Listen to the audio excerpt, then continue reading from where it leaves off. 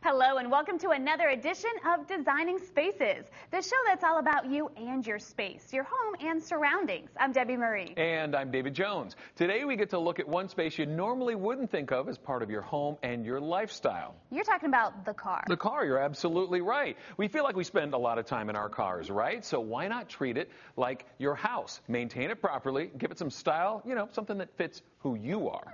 Interesting. But we'll also get out in the backyard. We want to keep it properly maintained, too, with all the yard activities slated for the summer. So we have a do-it-yourself project coming up to keep all things wood looking good. And while we're outside, we get into the backyard bashes and those barbecues. And if outdoor entertaining is on your schedule, we have some helpful advice on the way. So stick around and see it all right here on Designing Spaces.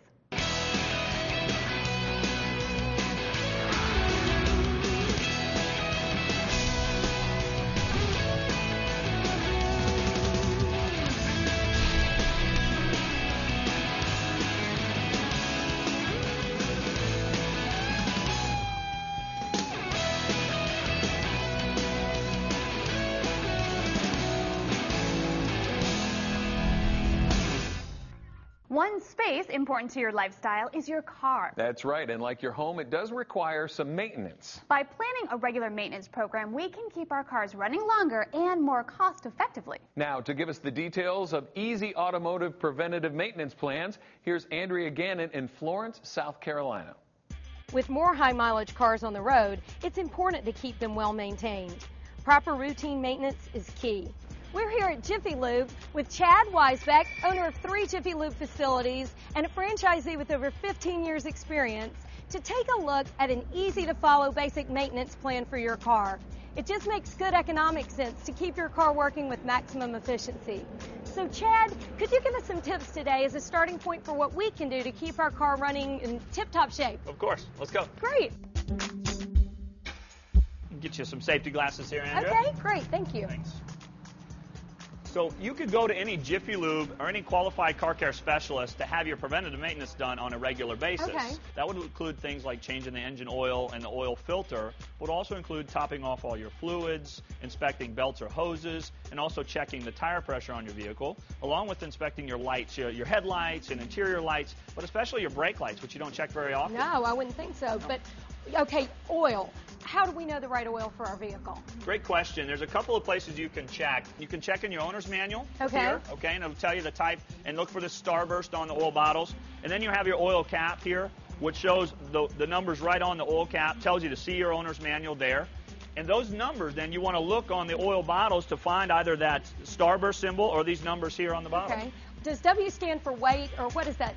A lot of people think weight. It's actually winter. That's a great trivia question. Did not know that. Okay. The winter's put there to separate the viscosities. It's a multi-viscosity oil, so you have a lower number for startup. So it's thinner, so when it travels from the bottom of the engine to the top, it's quick and it protects the motor. Right. And then a higher number at operating temperature, so you have more protection when it gets warm. Okay, great. And you mentioned fluid levels. What does that entail? Well, you have different fluids other than, obviously, the lifeblood, the engine oil. You have, over here, you start with your power steering.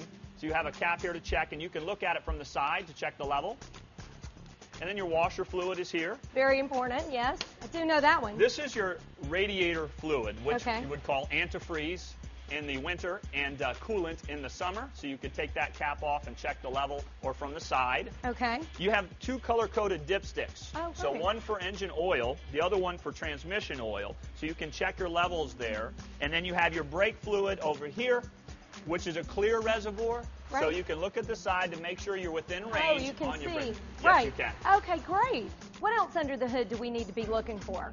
Well, you definitely want to check your engine air filter. Okay. So underneath the hood, you're going to find a box here like this, similar, it might be in different areas, but you're going to have screws or clips, so you're going to be able to remove this housing and locate the air filter. Now, I've got an example of a couple different filters, a dirty one here. Yeah. And the air filter's like the lungs for your car, so it filters air, and you don't want dirty air going in the motor. You'd rather have something... Right, much cleaner, better. Yeah, clean air filter filters out dirty contaminants, so you have a clean engine, of course. Okay, great. Then you also have your wiper blades you want to inspect and clean on a regular basis and change them about every 6 months.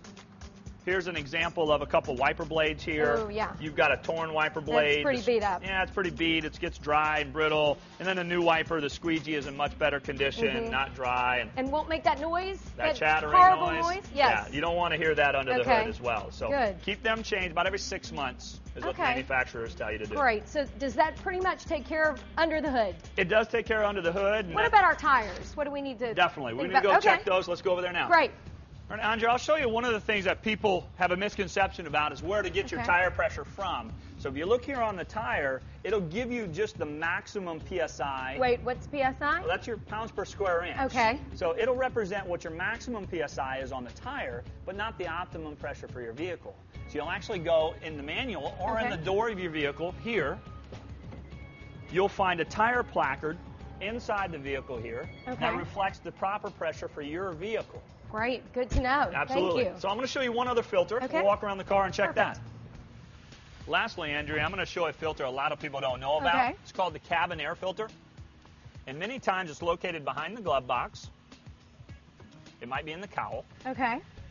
I did not know that was in there. Yeah, and most people don't because it actually filters air other than the engine air. It filters the cabin air. It filters the air going into the AC and heating system and coming from that. So you want to make sure that you're breathing clean air. Great. While you're going down the road. That's right. So just by following all these tips, folks are really going to be set on the right course toward proper car maintenance. Absolutely. Great. Now, you mentioned, Chad, checking the oil. And we're here at Jiffy Lube, inventor of the famous drive-in oil change. How often do we need to think about doing this? It's a great question. You want to make sure you change oil on a regular basis, obviously. This is important to your engine. But finding out where, you can look again in your owner's manual to find that information. But you also want to make sure you know what driving conditions you drive in, normal conditions or severe conditions. And severe conditions which would include things like stop-and-go traffic, driving in less than 5 minutes distance, also driving in hot and cold temperatures. Those are some severe. And then normal is more highway type, strictly highway, long-distance driving. Oh, I didn't realize that. Right. Another thing you want to factor in is some cars now are equipped with oil life monitors or some type of service indicator light on your dash telling you when you should change oil. That helps, definitely. It does. For some people that rely on that, it's great. Otherwise, you can rely on your car care specialist to tell you. And they've been at it, what, 20, 30 years? Actually, Jiffy Lube has just celebrated its 30-year anniversary this past year. So we're involved in a re-image, changing our design of our facility. Our logo has changed. You know, we're actually the inventor of the drive-in oil change and things like the window sticker, window clean sticker that you've seen. And we've been an innovator in preventative maintenance for the last 30 years. That's great. And is there a website?